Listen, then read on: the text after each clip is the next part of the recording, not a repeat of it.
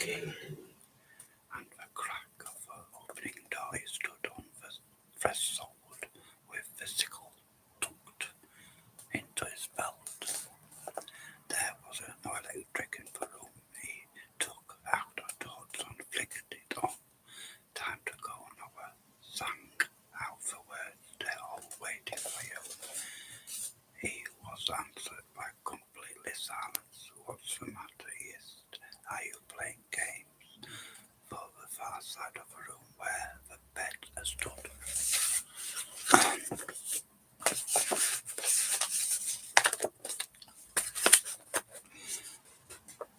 They come a painful ground. What is it? Are you sick? My ground again and coughed. A rattling cough. Exactly, Noah held the torch at arm's length. If this is some sort of trick, he threatened, I'll make you a whist. You've never been born. He took the pieces into the room and stepped onto the rug. The rug was covering the old Ahmad had spent the whole day making. Noah dropped the torch and disappeared without a sound. The rug went with him, sucked downwards like an animal trap. At once, Matt sprung off the bed. The torch was laying on the floor.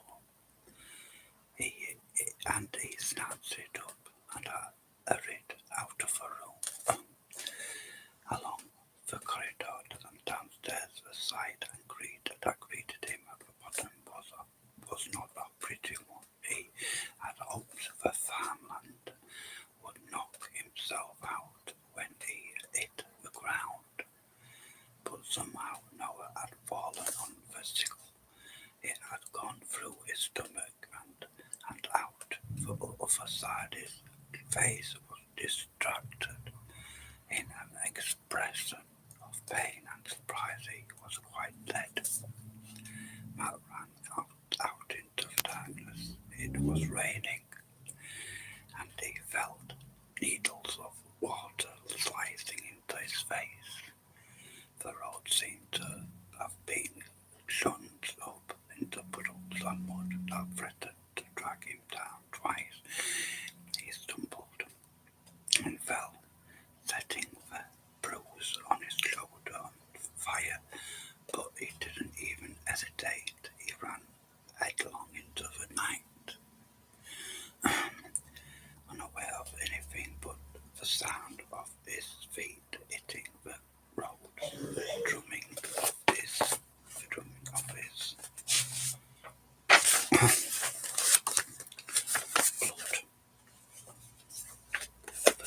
of his blood in his ears, and the gasping of his breath as he emerged in flares white clouds from his mouth. He ran until every step made him winch, and his legs shouted at him to let him rest.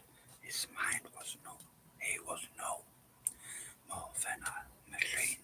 Rainwater tracked across his face and trickled down the back of his neck. At least he came to the end of his strength. He had to stop. He saw a bank of grass and collapsed onto it. He had no idea how far he had come. A mile. It could have been 10 by red lights of car appeared in the distance. Mallory lifted his hand and moving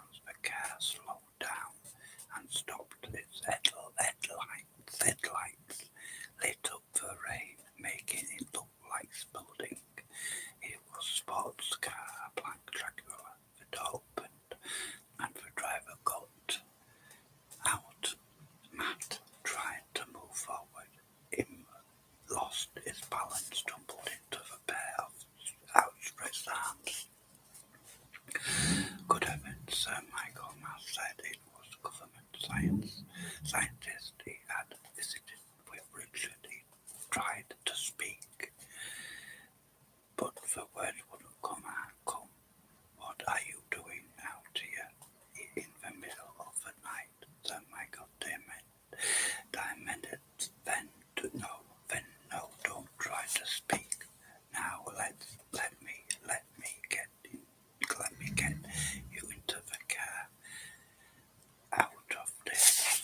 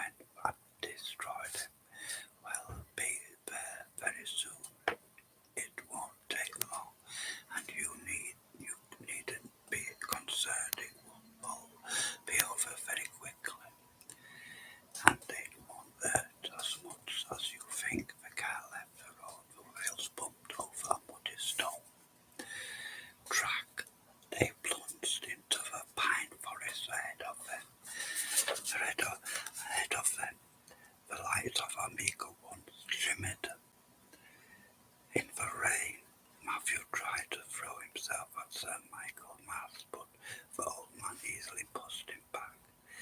They reached the gates of the power station and stopped the night.